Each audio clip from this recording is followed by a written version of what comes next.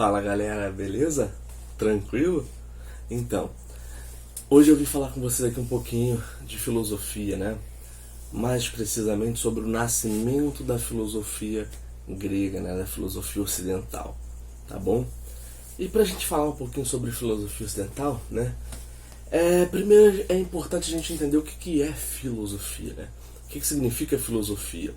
Filosofia vem do termo philos e sofia, né? O termo filosofia, eles se juntam e formam um novo conceito, tá bom? Philos vem de conhecimento, tá bom? Do saber, enquanto sofia do amor, da paixão. Então a gente tem aí, num conceito de filosofia, um amor ao saber, tá bom? Uma paixão pelo conhecimento. Então, isso é importante para a gente entender, para a gente já saber de antemão que filosofia está trazendo para a gente uma preocupação com o conhecimento, né? Que a filosofia vai se pautar precisamente no pensar.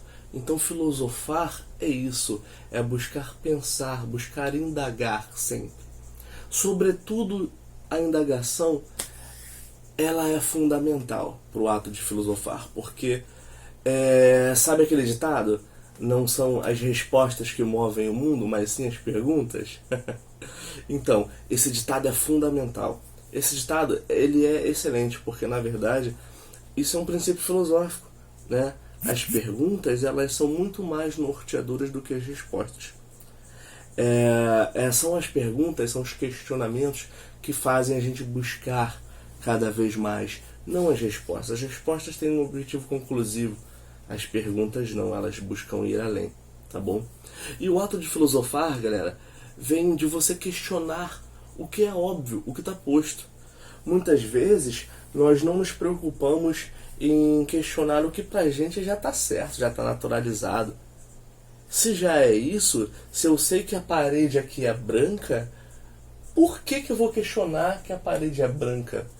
Se eu sei que uma cadeira é cadeira, por que eu vou questionar?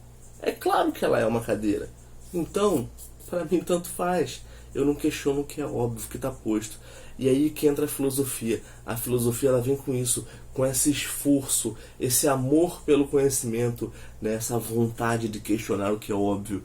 Porque será que o que é realmente é aquilo que diz ser?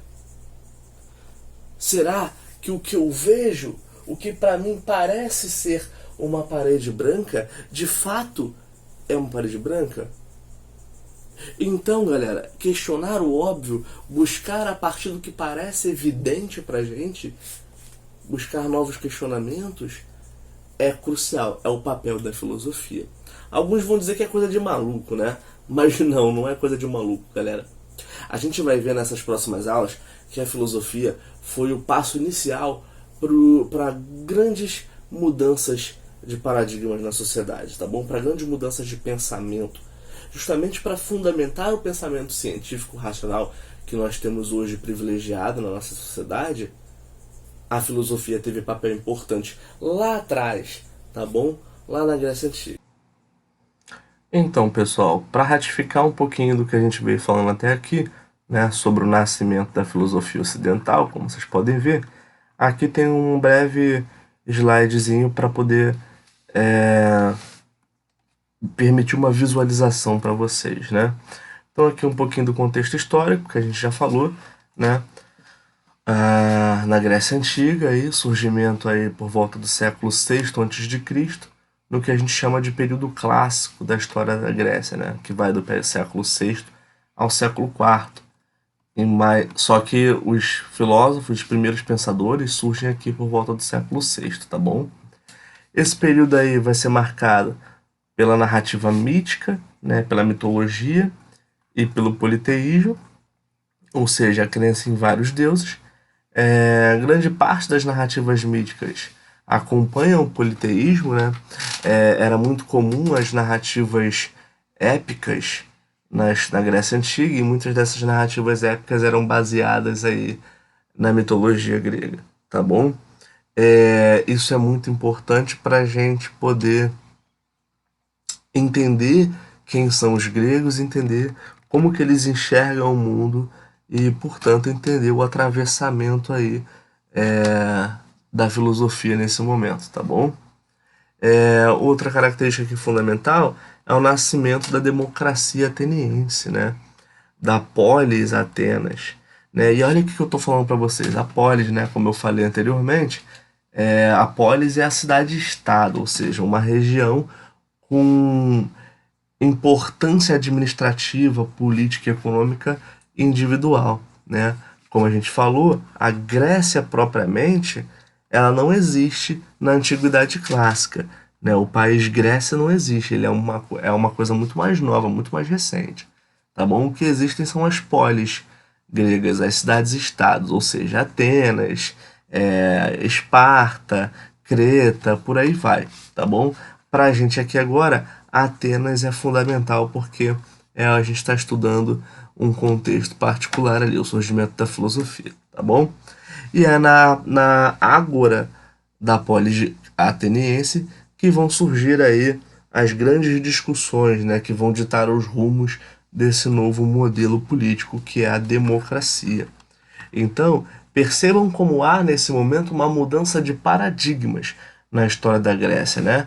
O surgimento da democracia inaugura um novo momento da história grega. E com isso vem uma nova preocupação também, né? Que é a preocupação com a origem das coisas, a origem primária, né? Com a natureza do ser, do mundo, por que a gente está aqui, quem somos nós, né? Isso é fundamental. Mas vamos entender então, como eu falei, a transição do mito para a filosofia aqui, foi o último ponto que eu acabei de falar para vocês no nosso videozinho, né? A diferença entre cosmogonia e cosmologia. Cosmogonia é uma narrativa mitológica, né, que ocupa-se da explicação dos fenômenos através de uma narrativa religiosa, baseada no politeísmo grego, né? E a cosmologia, uma narrativa lógico-racional, né, que aí está preocupada com a explicação dos fenômenos e origem dos seres e das coisas através de uma narrativa lógica, que é o que vai basear, né, esse formato de pensamento, de entendimento do mundo, é o que vai basear a construção da ciência moderna, né? Nesse momento a gente ainda não fala em ciência propriamente, mas a ciência que surge séculos mais tarde, que é a ciência moderna, ela vai se basear nesse princípio lógico-racional. Não é a ciência de hoje? Não é um pensamento racional, um trabalho com a lógica? Então, parte daqui. Olha aí como a filosofia ela é importante para a evolução do pensamento humano, não é isso? E você aí falando que filosofia é coisa de maluco, né? Não, não, não é não. Filosofia é uma coisa fundamental. Fundamental mesmo para a evolução do pensamento humano.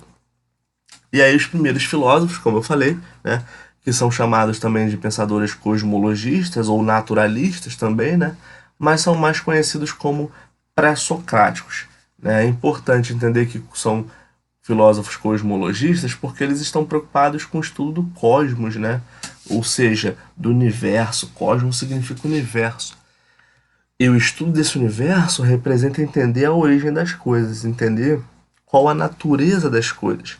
Quando a gente diz que esses filósofos buscam entender a natureza das coisas existentes, não é natureza no sentido dos pássaros, as aves, pássaro e ave é a mesma coisa, olha só, dos pássaros, dos animais, das plantas, não é isso, mas é natureza no sentido de origem primordial, né? Qual é a natureza das coisas? Qual é a origem inicial das coisas, tá bom? E aí, ó, os primeiros filósofos vão ser esses aqui, né? Tales de Mileto, Anaxímenes, Anaximandro, Pitágoras, Demócrito, Parmênides e Heráclito. Mas nós vamos falar deles depois, tá bom? Vamos falar de pré-socráticos depois. Por hoje mesmo a gente fala só sobre a introdução ao estudo filosófico, né? A introdução à filosofia. Então aqui, ó, a próxima aula, já 8 filósofos pré-socráticos, tá bom? Espero que vocês tenham entendido, espero que tenha sido claro para vocês. É uma aula inicial, uma aula bem simples. Na próxima aula vamos dar sequência aí. E por enquanto, galera, estuda, tá bom? Façam os exercícios que estão propostos para vocês fazerem. E cuidem-se, sobretudo nesse momento de quarentena, a coisa não tá fácil, né? Então, cuidem-se e mantenham os estudos, né? O Logos não para, né? O nosso conhecimento, ele tá sempre aí, tem que ser motivado, tem que ser movimentado. Não vamos parar, vamos ter amor ao conhecimento. Grande abraço, galera. Bons estudos.